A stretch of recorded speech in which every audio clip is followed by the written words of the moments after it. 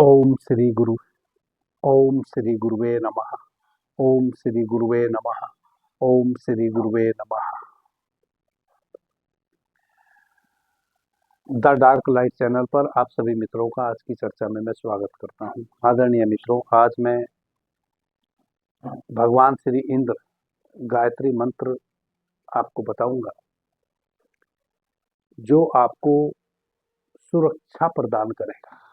हमारे जितने भी देवता हैं सभी के गायत्री मंत्र भी है। यदि आप भगवान इंद्र के गायत्री मंत्र का स्नान इत्यादि करके साफ स्वच्छ वस्त्र धारण कर प्रातः भगवान इंद्र के गायत्री मंत्र का उच्चारण करते हैं किस टाइम, उसके बाद अपने कार्यों में लगते हैं, तो यह आपको सभी प्रकार से सुरक्षा प्रदान करता है। यदि आप भगवान इंद्र के गायत्री मंत्र का उच्चारण करके अपने घर से बाहर निकलेंगे किसी भी कार्य हेतु, तो यह मंत्र सुरक्षा कवच की तरह आपके इर्द गिर्द एक आवरे की एक आभा मंडल के रूप में बना रहेगा। इस मंत्र की शक्ति सुरक्षा कवच बनकर आभा मंडल के रूप में आपके समक्ष जहां भी आप जाएंगे उस आभा मंडल के साथ आपसे सब प्रभावित होंगे। किसी भी प्रकार का आहत, बाहर से आहत यानी कि कोई एक्सीडेंट, कोई चोट, कोई ईर्ष्या द्वेष आपसे रखता है, किसी प्रकार की हानि आपको पहुंचाना चाहता है, या किसी का नजर दोष, एन कैन प्रकरण, किसी भी प्रकार का कोई भी घात आपके ऊपर किया नहीं जा सकता किसी के द्वारा भी, यदि आप इस मंत्र का निरंतर उच्चारण करके घर से बाहर निकलते हैं। आपने प्रतिदिन स्नान इत्यादि करके साफ स्वच्छ वस्त्र धारण करके घर से बाहर निकलने से पहले आपका जो पूजा ग्रह है, एक अगरबत्ती जला के पूरब या उत्तर दिशा की ओर मुंह करके खड़े हो जाएं या बैठ जाएं।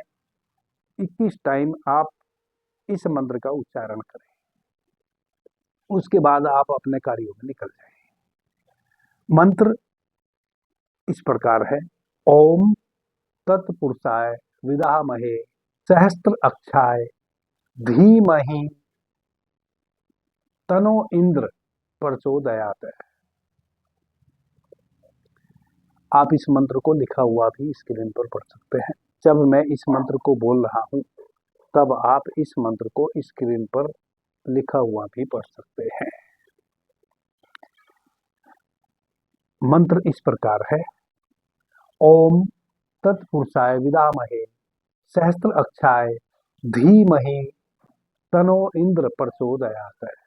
आदरणीय मित्रों, जब भी हम जिस देवता के मंत्र का उच्चारण करें, हमें उस देवता को अपने आज्ञा चक्र पे स्मरण में लाना चाहिए।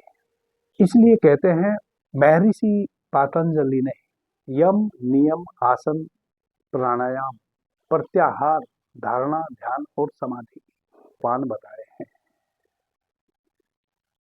कोई भी प्रयोग हम करें, अंतिम जो परिणति है वह तो उस परमपिता परमेश्वर के दर्शन करना ही है। तो भगवान पतंजलि के योग सूत्र का भी उद्देश्य कैसे हम अपने मन से, तन से, वचन से, कर्म से, वाणी से शुद्ध होते हुए भगवान की धारणा करते हुए फिर भगवान का ध्यान करते हुए समाधि को उपलब्ध हो जाए, अंत में भगवान के श्री चरणों में हम समर्पित हो जाएं, यही उद्देश्य है। यह बात मैं इस कारण से कह रहा हूं कि जो धारणा है, धारणा का बड़ा मूल्य है। केवल मंत्र कार्य नहीं करेगा जब तक धारणा ना हो। मंत्र की अपनी शक्ति है। जब आप किसी भी मंत्र का उच्चारण करते हैं, उस उच्चारण करने से जो ध्वनि का प्रस्फुटन होता है, वह ध्वनि आपके चारों तरफ एक आभा मंडल निर्मित करती है,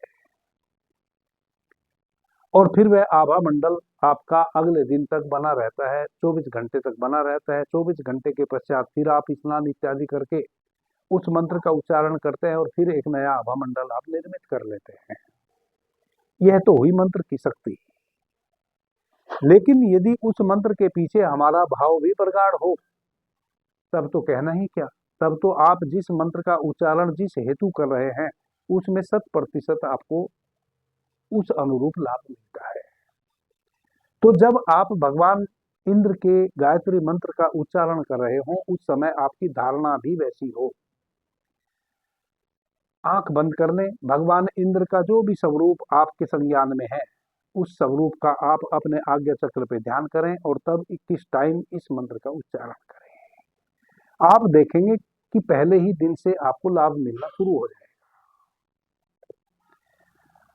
जिस भय से आप भयातुर रहते थे, जब भी आप घर से निकलते थे, कई बार हमारे साथ ऐसी कोई स्थिति बन जाती है कि घर से बाहर निकलने से पहले हम भयातुर होते हैं कि आज कहीं ऐसा ना हो जाए, आज कहीं वैसा ना हो जाए, कहीं मैं बारिश में ना भीग जाऊं, कहीं मेरी गाड़ी का एक्सीडेंट ना हो जाए, कहीं फला व्यक्ति से आज मेरा सामना ना हो जाए, आदि आदि नाना प्रकार की स्थिति हमारे मन में रहती है कि शायद यह बाधी, यह कोई व्याधा हमें ना घेर ले। देखेंगे कि पहले दिन से ही यह सारी आशंकाएं आपकी धूमल हो जाएंगी। जो भी आशंका आपके मन में थी किसी भी बात को लेकर, वह ऐसा कुछ भी आपके साथ नहीं घटेगा। पहले ही दिन से यह घटना घटेगी। अभी के लिए इतना ही। आपने मुझे ध्यान से प्रेम से सुना, उससे मैं बहुत अनुग्रहित हूँ। सभी मित्रों को मेरा प्रणाम, धन्यवाद। जय श्री राम।